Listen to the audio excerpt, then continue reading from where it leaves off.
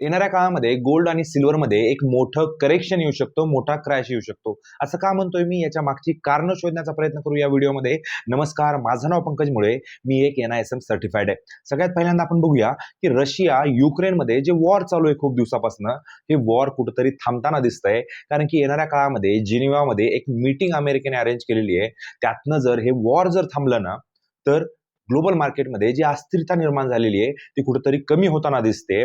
त्यामुळे येणाऱ्या काळामध्ये गोल्ड आणि सिल्वरच्या किमती खाली येऊ शकतात. दुसरं महत्त्वाचं कारण, रशिया आणि अमेरिकेमध्ये परत एकदा मीटिंगचं सेशन चालू झालेलं आहे. ब्लूमबर्गनं खबर दिलेली आहे, या दोघांमध्ये एक ट्रेड डील साइन होणार आहे काही दिवसानंतर.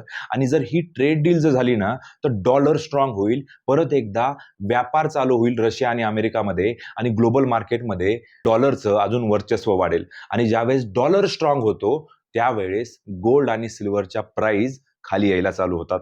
त्यामुळं येणाऱ्या काळामध्ये रशिया आणि अमेरिकेकडं आपलं लक्ष असणं खूप महत्वाचं आहे. तिसरं महत्वाचं कारण, जे चायनामधनं एक्सपोर्ट होणारं सिल्वर आहे, गोल्ड आहे, याच्यावर अमेरिकेचं लक्ष आहे. आणि अमेरिका काय करते की रिअल अर्थ मिनरल्स जे आहेत, जे चायना एक्सपोर्ट करत नाहीये, तर चायनावर प्रेशर क्रिएट केलं जातंय की तुम्ही हे एक्सपोर्ट चालू करा.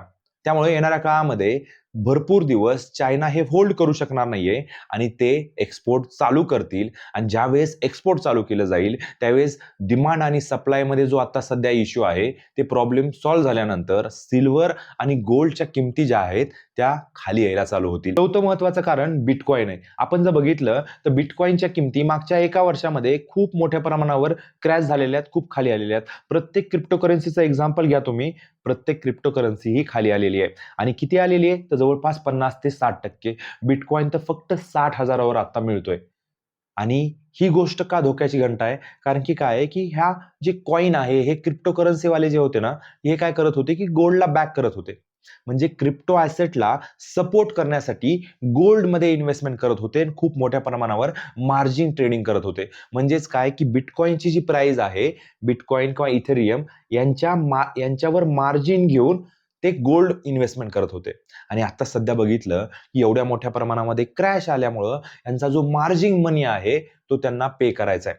त्यामुळं गोल्ड आणि सिल्वरमध्ये येणाऱ्या काळामध्ये मोठा क्रॅश येण्याची शक्यता आहे. कारण की हे जशा प्रमाणामध्ये गोल्ड सिल्वर सेल करायला चालू करतील, त्या पद्धतीनं गोल्ड आणि सिल्वरच्या किमती खाली यायला चालू होतील. सगळ्यात महत्त्वाचं कारण असतं की ग्लोबल मार्केटमध्ये, आणि आता जर बघितलं आपण, तो भारत अमेरिकामध्ये जी ट्रेड डील झालेली आहे, युरोपियन युनियन सोबत भारताची जी ट्रेड डील झालेली आहे, म्हणजेच काय की ग्लोबल मार्केटमध्ये सगळ्या ट्रेड डील होत आहेत, सगळे समझोते होत आहेत. त्यामुळं येणाऱ्या काळामध्ये गोल्ड आणि सिल्वरच्या प्राइस ज्या आहेत त्या आपल्याला खाली येताना दिसत आहेत. आत्ता जर बघितलं आपण तर सिल्वरमध्ये अजून सुद्धा 50%च्या वर मार्जिन पोझिशन आहे. गोल्डमध्ये जर बघितलं आपण तर जवळपास 26 ते 27% मार्जिन मनी आहे. आणि हा मार्जिन मनी जो असतो तो इन्व्हेस्टमेंटचा मनी नसून शॉर्ट टर्मसाठी, ट्रेडिंगसाठी इन्व्हेस्ट केलेला मनी असतो. आणि हा मनी येणाऱ्या काळामध्ये कधी ना कधी तरी जातच असतो. त्यामुळे माझं असं म्हणणं आहे की ज्यांना इन्व्हेस्टमेंट करायची आहे त्यांनी आता सध्या थोडं दूर राहिलं पाहिजे. थोड्या दिवसानंतर तुम्हाला अजून कमी प्राइसमध्ये ह्या गोल्ड आणि सिल्वरमध्ये तुम्ही इन्व्हेस्ट करू शकता. पण ज्यांना आत्ताच करायचंय आणि ज्यांना डिजिटल फॉर्मॅटमध्ये करायचंय, त्याच्यामध्ये तुम्हाला एक गोष्ट सांगतो मी. आत्ता एक AMFIचा डेटा आला होता की त्याच्यामध्ये सांगितलं होतं की इक्विटी मार्केटमध्ये जेवढे पैसे नाही आले, तेवढे त्याच्यापेक्षा जास्त पैसे गोल्ड ETF मध्ये, सिल्वर ETF मध्ये आले. म्हणजेच काय की डिजिटली लोक गोल्ड आणि सिल्वरमध्ये इन्व्हेस्टमेंट करायला लोकांनी चालू केलेली आहे.